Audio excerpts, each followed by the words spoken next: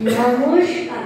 কবিতার নাম প্রশ্ন, বিশ্বকবি রবীন্দ্রনাথ ঠাকুর। মা গো, আমায় ছুটি দিতে বল, সকাল থেকে পড়েছি যে মেলা।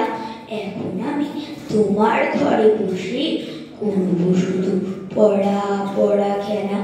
তুমি বলছো দুপুর এখন সবে, না হয় যেন সত্যি হলো তাই। একদিনও কি দুপুর বেলা হলে বিকেল হলো মনে করতে নাই? আমি তো বেশ ভাবতে পারি মনে। সূর্যি ডুবে গেছে মাঠের শেষে, বাদ্যি বুড়ি চুপড়ি পড়ে নিয়ে শাক তুলছে পুকুর ধারে এসে।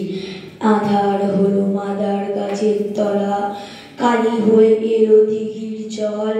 হাটের থেকে সবাই এলো ফিরে, মাঠের থেকে এলো চাষির দল।